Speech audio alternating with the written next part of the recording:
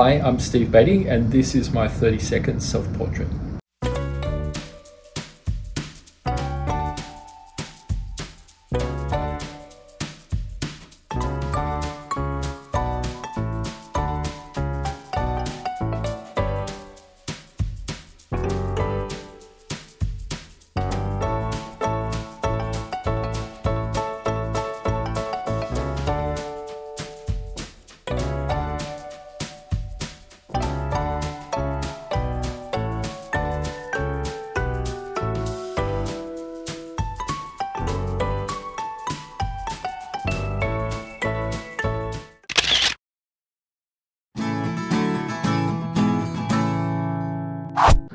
So Steve, welcome to Think Visual with Shapeshifters. Thanks for having me.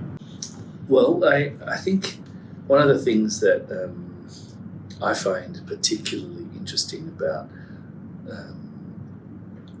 all the designers that I've and all the kind of creative people that I've spoken to is the diversity in their background. And Steve, you have a very unique background, and I've always been I've always been intrigued by what you've done and why, and the kind of why. So I'd love to hear a little bit about your origin story, a little bit about where you come from.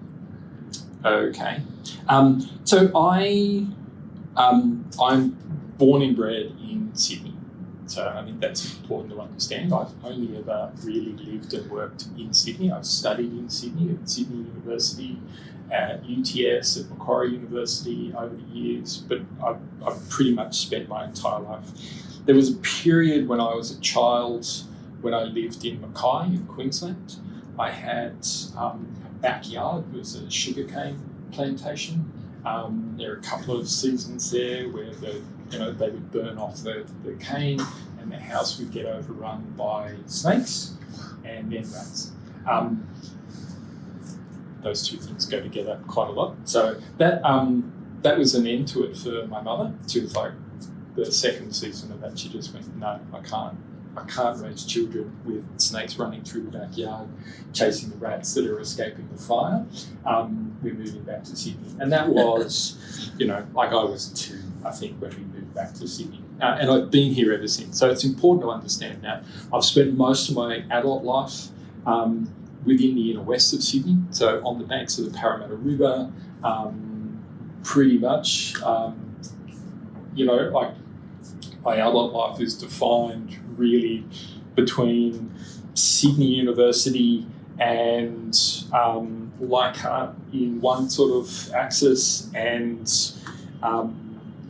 Drummoyne, Haberfields, the Iron Cove Bay in the other sort of direction type thing, and I've lived within that 4 or 5 kilometre circle for the last 35 years. But my interests have always been in understanding how things work. And to begin with, that took me to studying medicine at Sydney University. That was the first thing I did coming out of high school. It was the hardest thing to get into, so I went and did that first. And I absolutely hated it.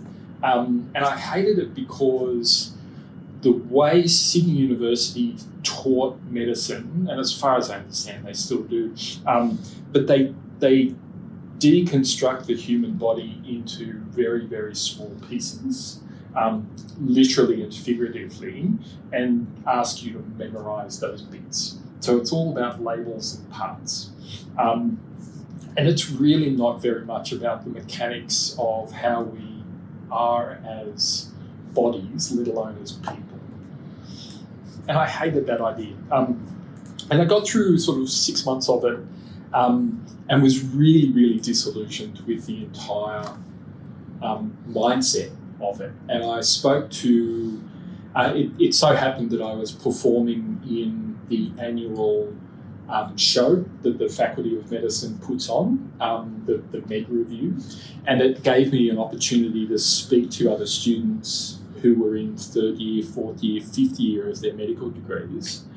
And I was complaining to them about, when does this end? When do we start talking about people as people? When do we start looking at the body as a system? And, and they're like, no, it's not you're in the wrong place. We're fifth year, fourth year, and I'm still dealing with exactly the same. It's just the way they treat the body. So I left. I quit. I transferred the following year. I started a course at UTS in applied mathematics. So a good friend of mine from high school, he'd gone straight into that course. He was interested in the computer science component of that course. UTS at the time, the maths school at UTS had a really strong mathematical computing angle to it, and he was really interested in that. He was less maths oriented, more computer oriented. So he went into that, and the course at UTS was interesting in that you could combine computer science, information science, operations research, which is around logistics and scheduling and this kind of thing, as well as applied statistics and applied mathematics.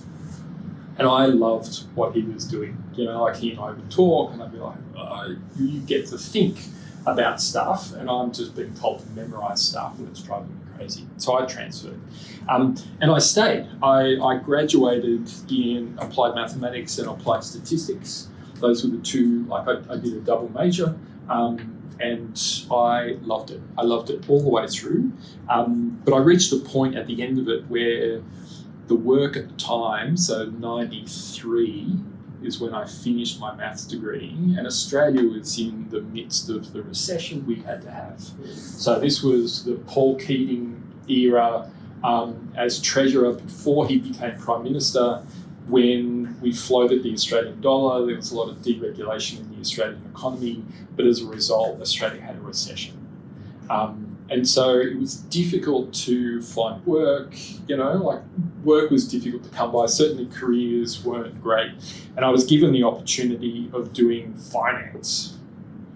I was like, fuck that. I'm not signing up for a career in finance. I had the opportunity to be an actuary because of the statistics side of things, and I was pretty good at it. So they were like, well, you could do a master's in applied finance and go into banking and financial modelling and that kind of thing, or you could head down and do actuarial studies and become an actuary. And I was like, I can't think of anything worse than than signing up for those two things. So what I did instead, so when I was at school, I was really interested in archaeology. It's one of the things that I was interested in. I studied ancient history for the HSC. So I was at UTS. I walked down the road to the University of Sydney. I walked into the Quadrangle building and into the School of Archaeology office. And I literally walked up to the receptionist in the Dean's office and said, look, I've just graduated from applied mathematics up the road, and I'm interested in studying archaeology. Can I talk to someone about maybe doing something like that? And this lady poked her head out from the inner office and went, did you just say you studied mathematics? And I went, yeah, I literally just, last exams were last week kind of thing. And now you want to study archaeology? Yeah, I've always been really interested. It's like, come on in. And that was the dean of the school, Judy Birmingham. Was her name, Professor Judy Birmingham. And we sat down and she was like, tell me more, right? Like, what are you interested in? Why are you interested in it? Tell me about the maths that you studied. And archaeology at the time was going through this transition into an information space and a digital space. And the use of statistics and the use of data and data analytics in ways that they just really hadn't done before. So the idea of having someone inside the faculty who understood mathematics and wasn't scared of it was super appealing to them.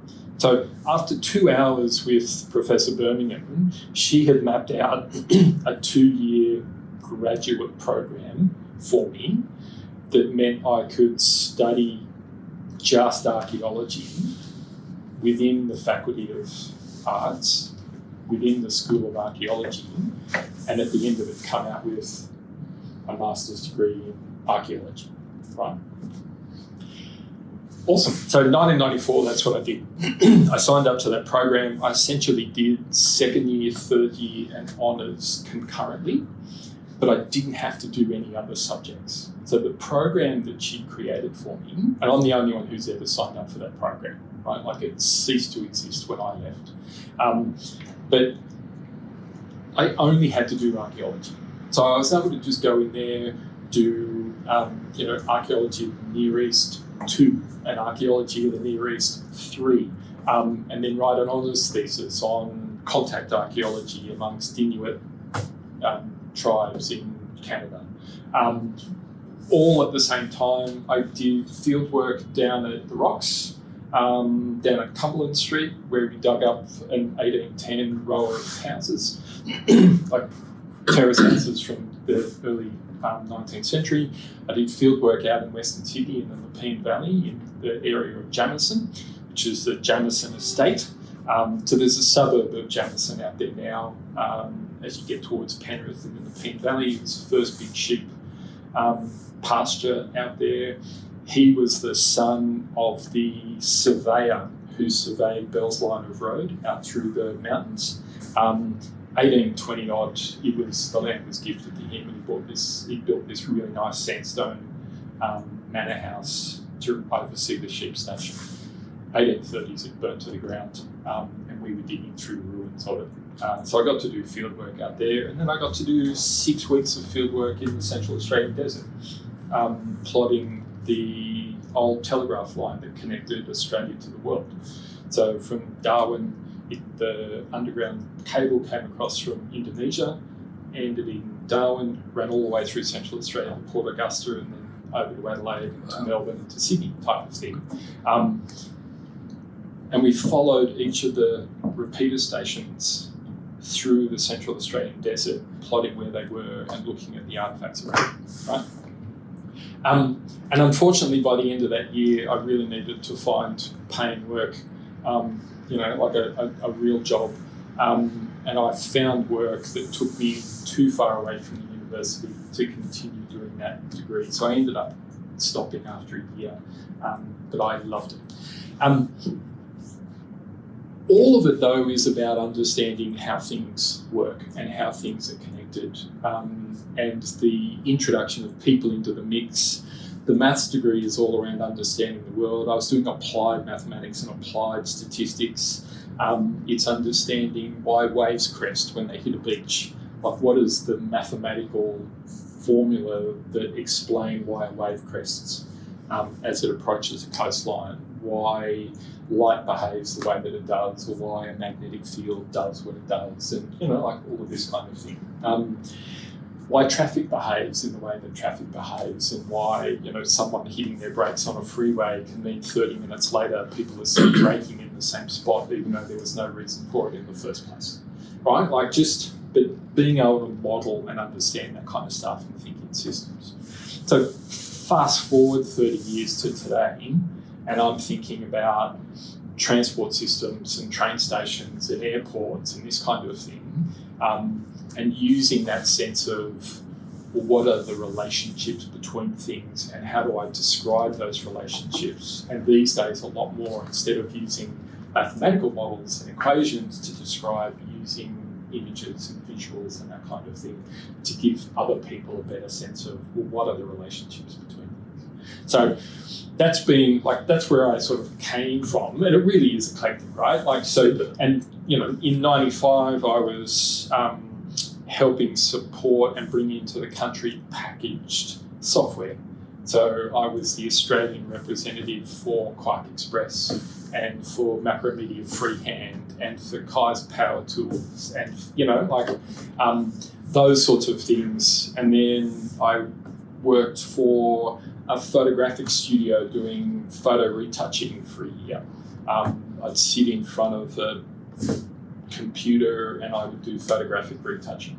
And things that I retouched, taking away blemishes from models and this kind of thing, would end up on the cover of Vogue magazine or Women's Weekly or something like that.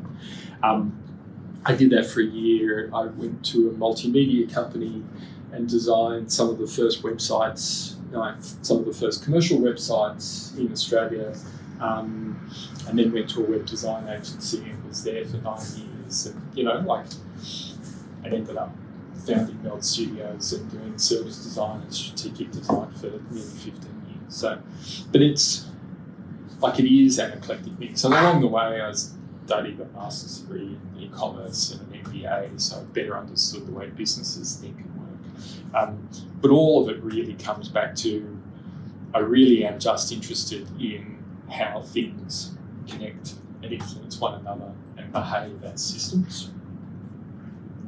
And I try and spend as much time on that kind of problem as I can. Steve, you clearly have insatiable curiosity. I annoy the shit out of my family, I have to say, with stuff that I might know that just, like, why? Why do you hold that bit of knowledge, right now, kind of thing? And it'll be because something will pop up and I'll track it down. I'll go and find out, well, how fast can a bird fly from Sydney to Melbourne? I'm going to find the answer to that. And then that'll just be a thing that I know from here on in, and why do pelicans appear in the middle of the desert when it rains? Like, how do they know? But they do, and they will be there, so there's water flowing at the moment. There's a lot of rain in southwestern Queensland, floods, lots and lots of rain, and the water has slowly made its way down through the Coopers River system and has now flooded Lake Eyre. So Lake Eyre is full right now for only the third time since records began. And it fills up a little bit, but I mean it's full. And it's full of birds, and it's full of fish, and it's now full of greenery around the edges of it. Like, the whole thing just sort of springs alive. But I was there in 1994, and I was curious about that. So I read about it, and that becomes just a bit of knowledge that I carry around. But I am curious about the world that we live in. And why not? I don't know if you've ever had this comparison, but a lot of the things that you were talking about, and it's not because of the mathematics, actually, it's more around the questioning, but it made me think of Sir Isaac Newton. Okay. And the fact that, yes, we tend to think of him as the mathematician, but I think that's certainly one of them. Yes. One of them, exactly. Yes. But it's a bit of a gross simplification of it, right? He's just but he is a curious human, and it's a trait that he carries through in everything that he does. Yeah.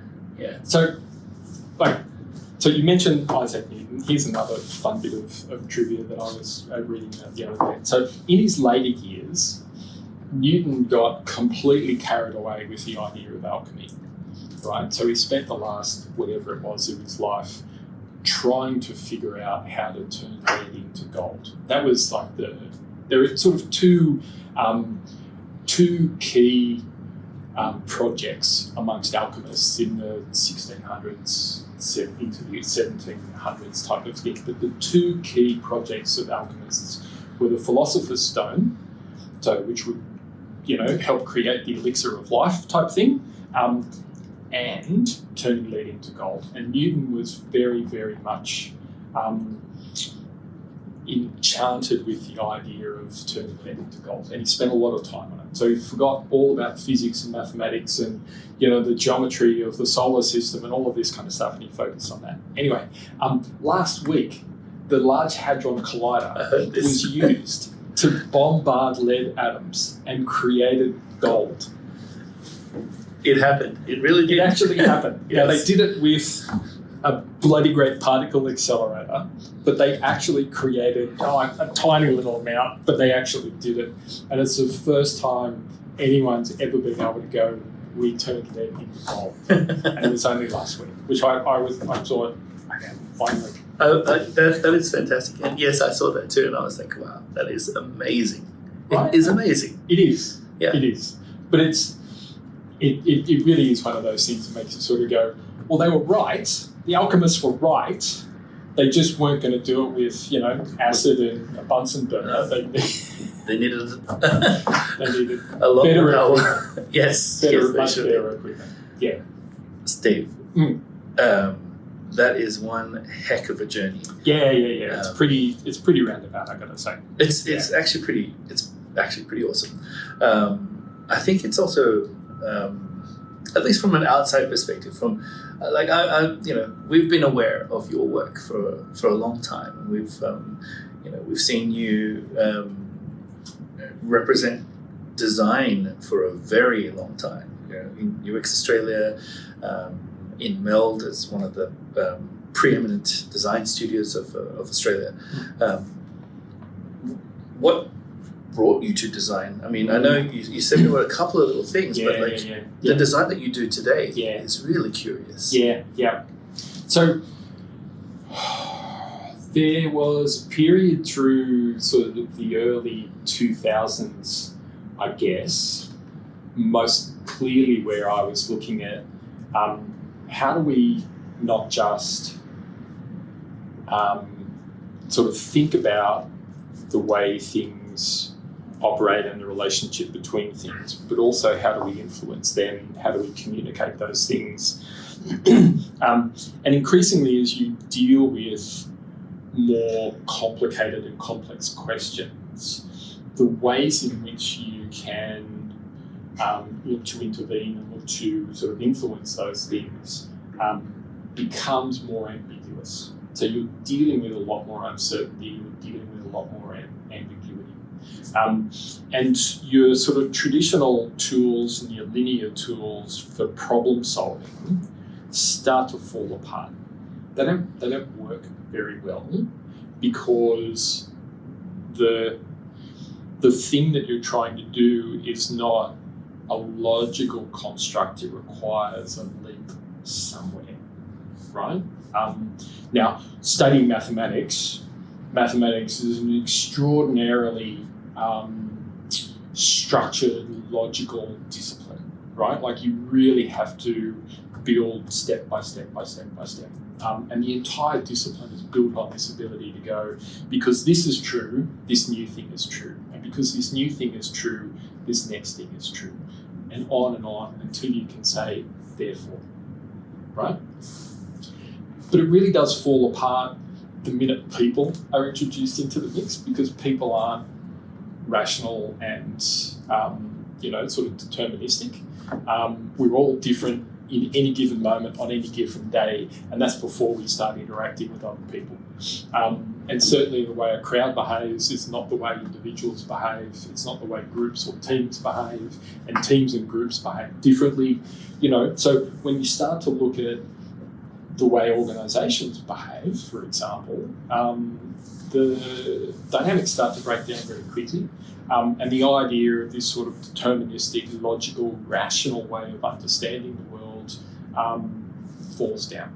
So needed a different tool set. And through that period, I found that the core ideas of a designerly way of thinking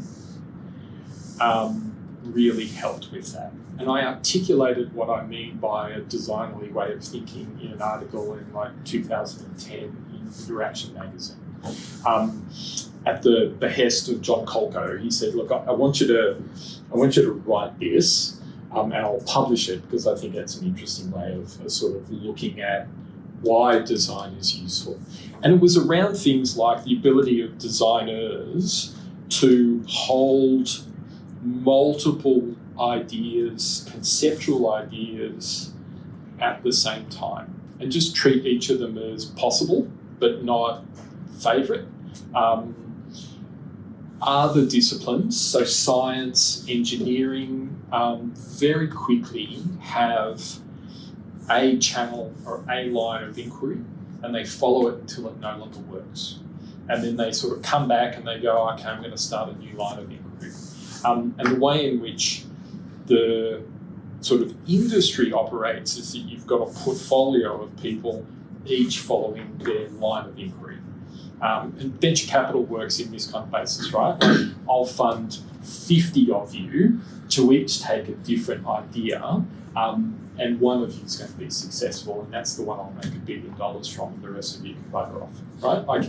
But design's not like that. Design will sit there and go, well, here's one conceptual frame that I can take. Here's another conceptual frame that I can take. Here's another conceptual frame that I can take. And I can test those and explore them with people using prototypes, using sketches. I can build a pilot maybe. And I'll keep going while we look at which of those has the most promise, is best able to meet our objectives. And along the way, the skills of design in visualizing things, in prototyping things, in making ideas tangible, but equally in defining and breaking and redefining conceptual frames is really, really critical. So I loved the flexibility and the adaptability that design brought to the sort of understanding I was trying to have and the sort of problems I was trying to work on. I'm not trained in design. I've practiced in design, and like anything that I sort of throw myself at, I try and be reflective about what I'm doing, look at what's working well, and adapt and shift and learn from others and speak a lot to people and sort of figure out what's working and what won't work. And over time build up a tool set and a mindset, more importantly, and an approach. But like that has been the journey, is simply going, like, how do I navigate problems that are discontinuous, that have a gulf in them or a chasm in them that we have to try and leap across rather than step across, right? Like, you can't increment your way across a canyon. You've got to take a leap or build a bridge somehow. And design is a much better way of doing that than some of your more analytical approaches. I really love that you have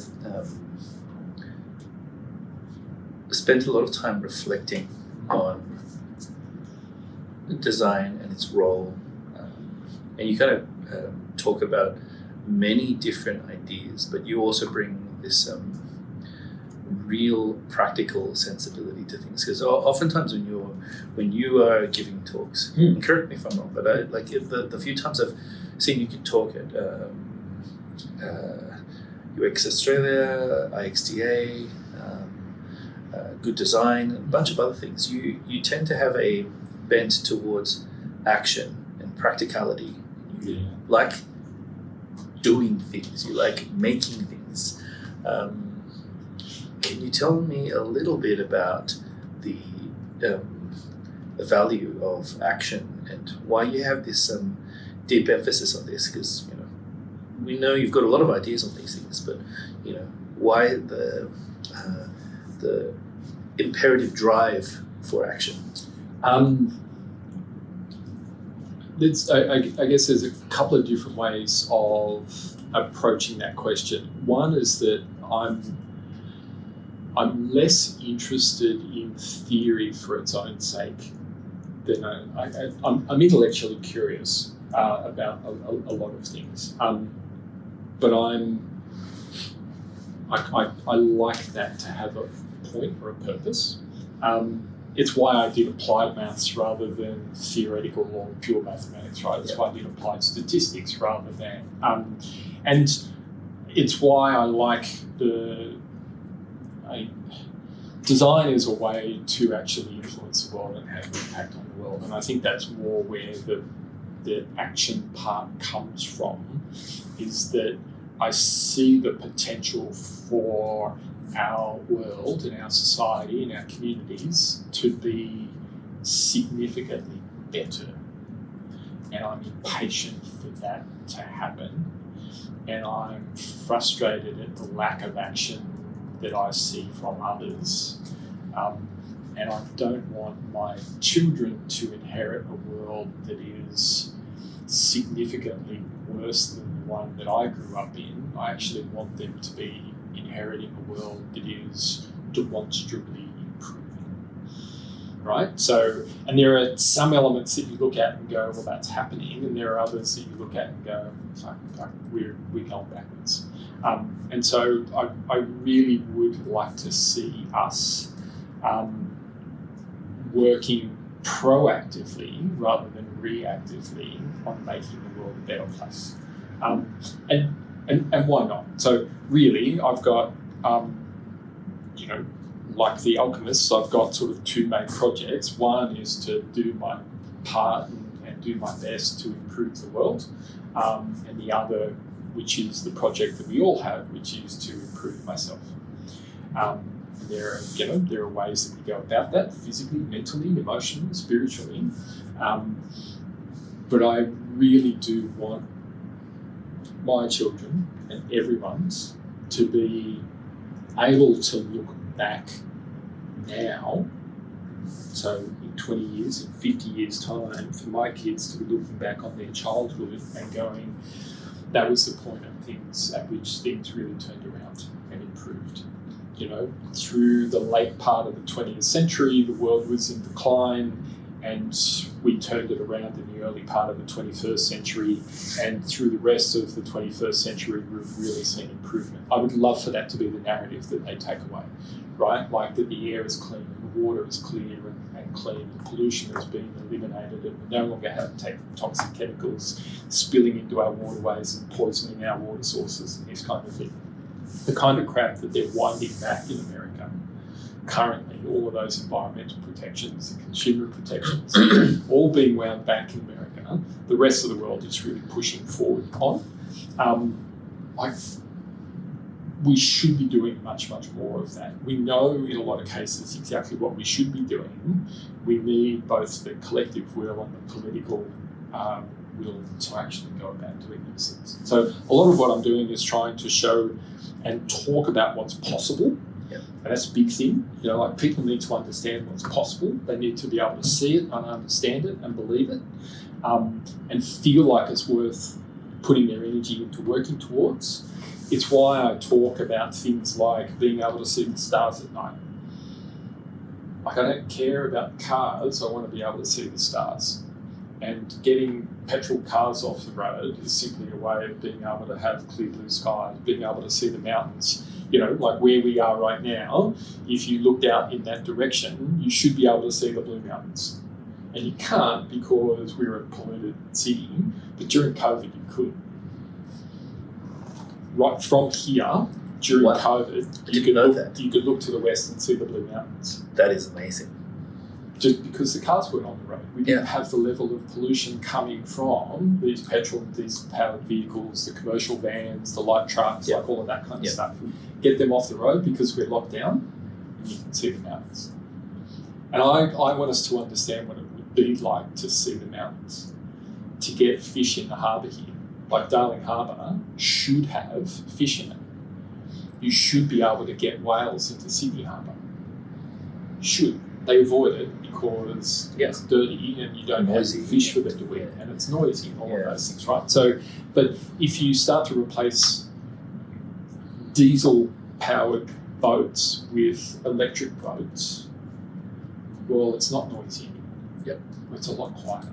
Yeah. And so you do get things like big schools of fish and whales and that kind of thing coming into the harbour. Yeah. I want that to be our aspiration. I don't want, I want electric vehicles, sure, but not because I want electric vehicles. I want to see the mountains. That's a beautiful sentiment, Steve. I have two questions connected to each other, but the first, I'll start with the first one. Okay. In your process as a designer, and I've seen this up close. I've had the benefit and the pleasure of working alongside you on Designing Tomorrow. Yes, it was fantastic. But I've seen you sketch. I've seen you use visuals quite comfortably. I want to know what you think the role of visuals has. Firstly, in your own practice, but what do you think it has as a impact on design itself? So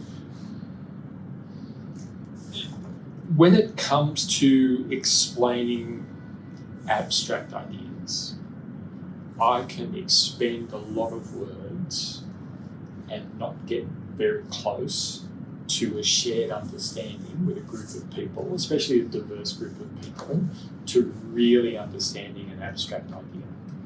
A picture, even a conceptual picture, will overcome that barrier much more quickly.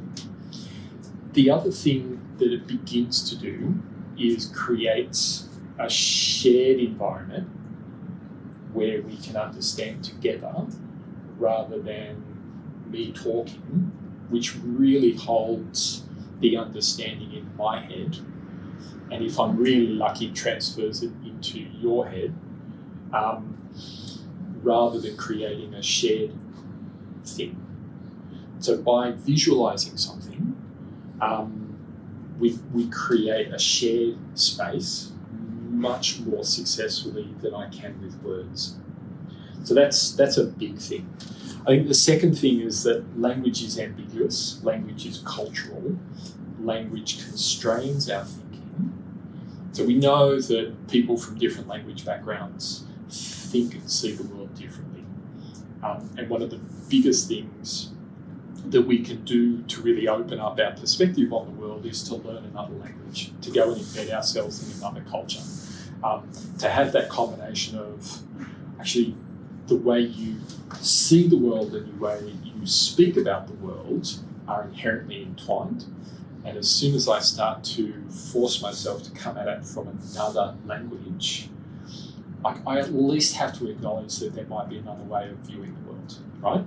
So when you start to then create a visual depiction of a concept or of the way the world works or the relationship between things, it is much more successful at doing that.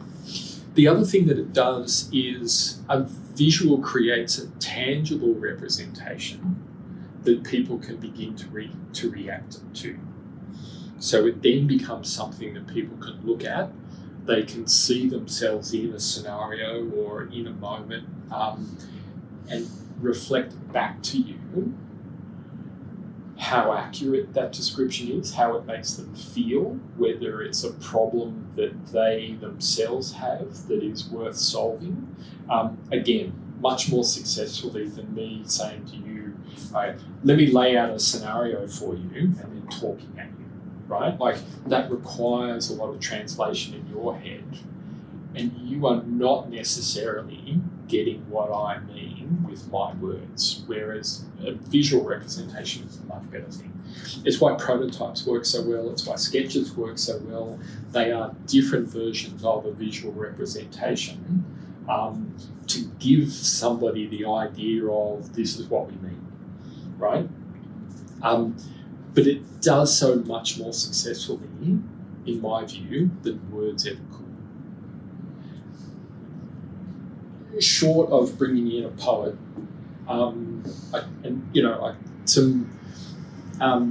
there are poets and songwriters in particular where the words are really evocative, will absolutely bring forth imagery in your mind and make you, but I have no idea whether the imagery that it's evoking in my mind is what they intended. Whereas if I put it on paper, we can have that discussion much more successfully. That's a great answer. The second part of my question. Yes, that was only part one. Yes. Is related to something you said earlier. You said you are very interested in what is possible. Yes. How can and do visuals help in defining what is possible? I think it's really hard for anybody, and it's a really unique skill, I believe, to imagine a future that doesn't currently exist. There's a reason that science fiction is so interesting for a lot of people, and why science fiction writing and science fiction movie making is so difficult to get right, is that there are elements of, how do you paint a picture of what might be possible that is not inherently coached in what is happening today, right? And this is one of the tricks about design when you're designing, sort of 5 years, what might be possible in 5 years or what might be possible in 10 years, is that inventions, new technologies, new ideas can drastically change what we think is possible very, very quickly. So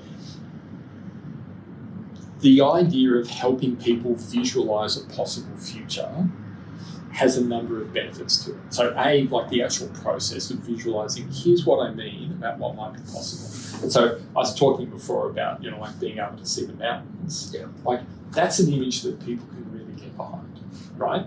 But if I could show them what that might look like, that would be even more powerful because it's sort of vague, right? But if I could, when I tell people what it was like in the Central Australian desert looking up at the stars at night, I can tell you what that was like. But when you see photos of what it's like to look up and see the sweep of the Milky Way from horizon to horizon in the dead of night in the middle of nowhere with zero light pollution, and then begin to appreciate what our Indigenous ancestors used to look up at and why their stories are so rich about the shapes in the night sky, they're not seeing 4 or 5 points of light in the sky and saying, like, that's an archer. They're looking up and seeing thousands and thousands and thousands of stars in one little area of the sky and telling stories about it, right? Like, what they looked at and saw is not what we see in a city at night. So to be able to evoke that kind of thing and tell people, like, this is the type of future that we might have, this is what we can work towards, really helps give people a sense of, A, what's possible, but what's available. And it's really only, one of the things I've learned over the years is that people won't really work towards something that they don't think can change.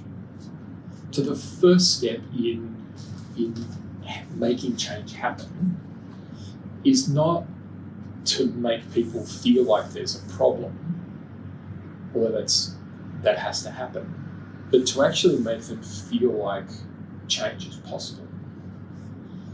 And one of the best ways to make people feel like change is possible is to show them what a future might look like. And then come back and show why the present is problematic. Now, a lot of people will do it in reverse. They sort of talk about the problems of today, and you see it with climate change and with waste and pollution, this kind of thing. We talk about, how bad everything is, but in the absence of a better future to work towards, all you're really doing is reminding people how shitty things are right now. You've got to paint a picture about what good might look like, what a future might look like, that is actually worth shifting. And then, like, the challenge is, well, how do you actually bridge between today and then? And, the Transdisciplinary School at UTS, which has a transition design program built within it, is all about how do you design those interim steps to get you from problematic today to better tomorrow, right? But a big part of it is around painting that picture of, well, that better is possible. Because if it's not, then why are we spending so much time bitching about today if there's no better tomorrow available? You've got to, and look, a big part of conservative politics in Australia and in the US is around convincing people that better is not possible. It's just in the nature of things. It's in the nature of things that wages growth is low. It's in the nature of things that billionaires are billionaires. It's in the nature of things that schooling has to be paid for, that university can't possibly be free, that healthcare is something that's a privilege, not a right. Like, that's all wrong. None of it is true. But in the absence of, like, if we're told repeatedly that all of those things are just the natural order of things, then we won't push for change. And so part of the challenge of progressive politics and of making, change in the world is that first, that storytelling part and that visualization part to give people something really concrete to aim towards. And in my case, it's things like whales in the harbour and being able to see the mountains during the day. Right? I want clear skies. I want clean waterways. I want healthy ecosystems that bring, big schools of fishing, and the whales will follow. And, that's what It's a beautiful spot to end. This chat. Although I do have a million more questions for you, Steve. I feel like we could keep on going. But I think that's a great place to kind of wrap it up. And I hope, I hope people see you at the event. And I'm looking forward to it. It's not going to be enough time to talk about some of these things, but it never is. But I appreciate the opportunity to talk about it today. Very welcome. If people are interested in finding out a bit more about your work, what you do, where's the best place to go searching? The best place to hear about the work that I'm doing and what I'm thinking about, writing about those sorts of things would be on LinkedIn. So Steve Baty at LinkedIn. The work that the company is doing, Meld Collective, is on LinkedIn at Meld Collective, or our website, meldcollective.com.au. And you can find me on Blue Sky as well under Doc Baty. Continue with that handle there. I'm no longer using Twitter as an active thing. It's gone to hell in a hand, right? pretty clearly. But those are the best places to find me, LinkedIn and Blue Sky.